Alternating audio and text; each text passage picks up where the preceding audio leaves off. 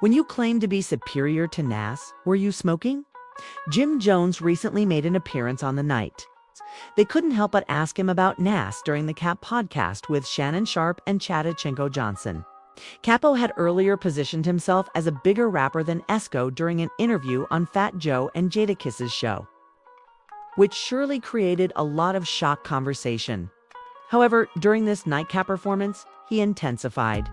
The Dip member explained in great detail why he thinks he has more power. Way more influential than Nas, and I don't care what nobody say. I know I made a little boo-boo when we talk about sales and all this type of shit. I don't feel like getting into that rhetoric about where I started. Nas was nice when I was in high school. When I was in 10th grade, Nas came out. Nas was dope. We appreciate him. He had a little bit run. But Nas always came up second to Jay and DMX and all these other people. Like, he ain't no shame in that. There a lot of folks came up second to Tom Brady. He never had that type of influence on us, except for his first album. I already told you, I used to want to dress like Nas because he had a lot of fresh clothes that the hustlers used to wear and shit, and we used to see him on TV.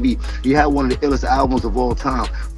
And then in high school when he had the barbecue and shit like that. So I'm a real fan of Nas, but he kind of lost me after the movie Belly and shit like that. He also alluded, Jones asserted. Sharpe claimed that Esco was the best lyricist, while Kapow emphasized the style even more. Impact, the three men continued to argue about competitive mindsets after that. Sharpe really mentioned Dipet's verse with the Locks and how Jones needed to be concerned about exacting retribution on Kiss. I will run laps around Nas rapping right now, bro. Right now, 2025, I'm in the game still rapping at a high capacity. If Nas wants to smoke, come in the booth. I will rap circles around. Smoke. That's right. I'm not mad. It's about the sportsmanship of the game. People know I'm a very aggressive person, and I seem to get misconstrued when I'm talking my shit. I'm just talking my shit, you heard?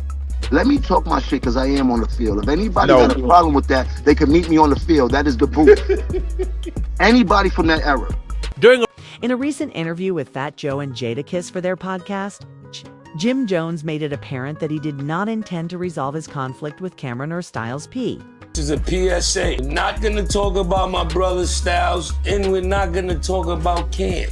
One, I don't condone that shit, and two, there's a lot more other beautiful shit going on in the world than to rile up some shit.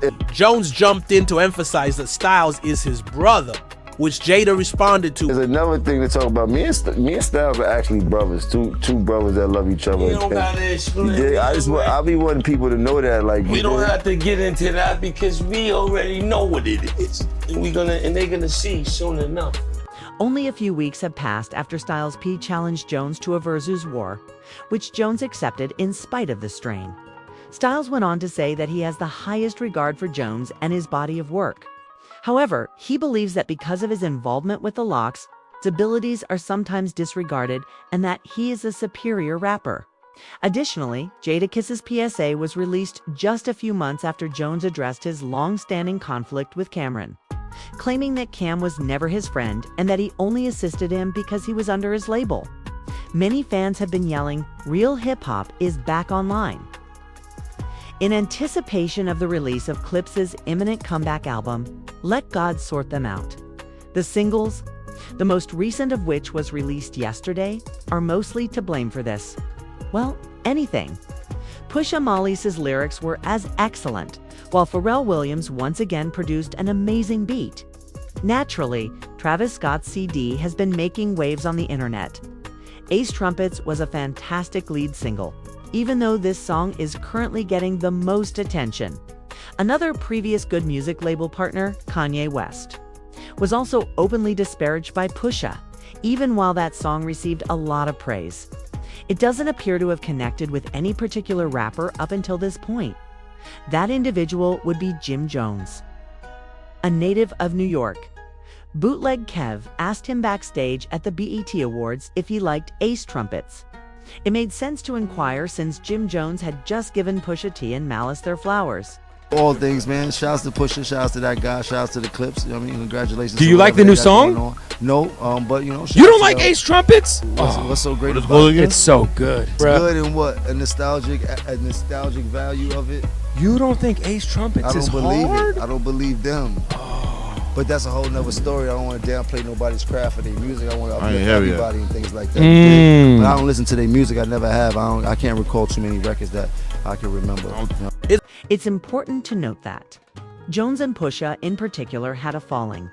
out as recently as 2023.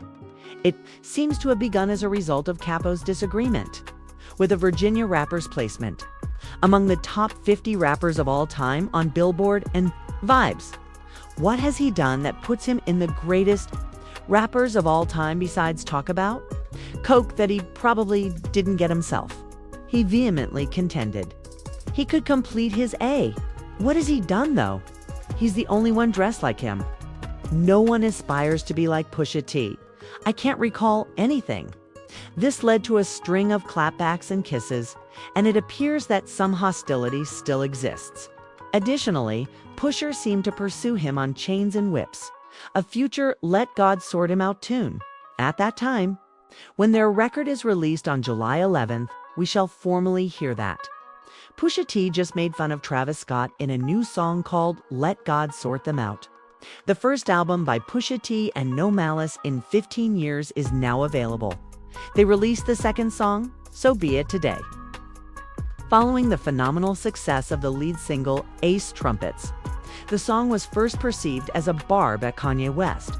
However, the song is actually about Travis Scott, according to GQ's phrase, "You're Tharp. You sobbed in my presence. You passed away in my presence. In front of me, Calabas stole both you and your pride." It was a little unclear at first, but now everything makes sense because Push references paradise in the last verse and the fact that Timothy Chalamet abducted Kylie Jenner. Travis Scott did not sit well with Pusha T. Pusha revealed in an interview with GQ that Travis once stopped a clip recording session to play his new album. However, Travis's release of Meltdown with Drake was a betrayal. Drake's verse, in Pusher's opinion, was a direct jab at Pharaoh, Pusher's close buddy and colleague. Pusha lost respect for Travis as a result of the disrespectful timing of the diss track. Additionally, he believed that Travis was acting opportunistically and attempting to profit from their conflict. Pusher made it apparent that he doesn't trust Travis and that they don't get along. He believes that Travis is untrustworthy, a liar, and a snake.